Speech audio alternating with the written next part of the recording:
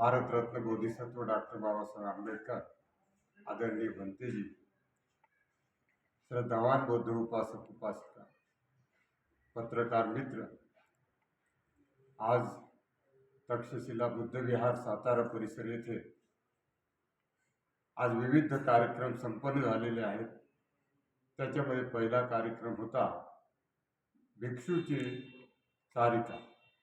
तर आज आलोकनगरमध्ये आमच्या येथील भिक्खूंनी चारिका संपन्न केली आणि अतिशय श्रद्धायुक्त भावनेने उपासकांनी त्यांना दान धर्म, अन्नदान, फलदान, अर्थदान अशा पद्धतीने दिलेलं आहे। तसेच विहारामध्ये आज आम्ही डॉक्टर बाबासाहेब आंबेडकर मिशन दवाखान्याच्या मार्फत, धामाच्या मार्फत प्रत्येक रविवारी यापुढं आजपासून सुरुवात केलेली आहे की प्रत्येक रविवारी मोफत रोगनिदान शिबिर इथं आयोजित करणार आहोत। आज झालेला आहे, त्याचा शुभारंभ झालेला आहे। किती लोकांनी चेकअप वगैरे केलं? चेकअप वगैरे नक्की आकडा माझ्याकडे नाही, तरी पण मला वाटते 30-40 लोक असतात। अशा पद्धतीनं धामाचे अध्यक्ष आदरणीय डॉक्टर प्रमोद दुथडे यांनी या याचा शुभारंभ केलेला आहे। आणि त्याच्यानंतर करुणाकर नावाचे दिल्लीचे अतिशय क्रांतिकारी असे भंते योगायोगानं आम्हाला आज इथे लाभले। त्यांच्या धम्मदेशनेचा लाभ सातारा परिसरातील लोकांनी अतिशय चांगल्या प्रकारे घेतलेला आहे। त्यांना धम्माचे विचार, अतिशय प्रखर असे विचार, क्रांतिकारी असे विचार, आणि धम्म कसा आहे, धम्म कशाला म्हणतात, आणि धम्मामध्ये कसे रिटायर होऊन बनते झालेले आहेत वेगवेगळ्या खराब प्रवृत्तीचे लोक भिक्षू म्हणून आलेले आहेत।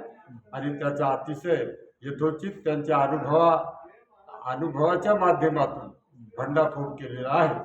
आणि आपल्या जनसामान्य उपासकाला एक जागृत राहण्याचं आवाहनही केलेलं आहे। आणि भिक्खूला ओळखा जो रिटायर होऊन येतो, जो सगळे उपभोग घेतो आणि शेवटी सेवा तुमच्याकडून करून घेतो, अशा बदमाश समाजामध्ये जे भिक्खू आहेत त्यांना आपली जागा दाखवून द्या। त्याला दान धर्म देऊ नका, त्याला भोजन देऊ नका, त्याला काहीच देऊ नका। खऱ्या अर्थाने इथं जवान म्हणजे तारुण्यामध्ये जो भिक्खू आहे तोच खऱ्या अर्थाने भिक्खू आहे, तो ऊर्जामय भिक्खू आहे। आणि तथागत भगवान बुद्धाला याच पद्धतीच्या भिक्खूची अपेक्षा होती। त्यांनी एक उदाहरण दिलं की राजा अशोकाला भिक्खू व्हायचं होतं, तर त्यावेळेला त्यांनी सांगितलं की तुम्ही आता ऊर्जाहीन झालेले आहात, तुमचं आता संपलेलं आहे, तुमचे नट बोल्ट पिस्टन काय आहे ते सगळे शरीर हाडं खुळखुळे झालेले आहेत, आणि आता तुम्ही बौद्ध भिक्खू बनून काय साध्य होईल? त्याच्यापेक्षा तुम्ही तुमच्या मुलांना, तुम्ही तुमच्या नातवांना बौद्ध भिक्खू बनवा। खऱ्या अर्थानं धम्म जर पुढे न्यायचा असेल तर अशा पद्धतीचे ऊर्जावान माणसं धम्मामध्ये भिक्खू म्हणून आलेले पाहिजे। अशा पद्धतीने त्यांनी आपले विचार व्यक्त केले। कोण कोण उपस्थित होते? उपस्थित कोण कोण होतं म्हटलं कार्यक्रमाला? आजच्या कार्यक्रमाला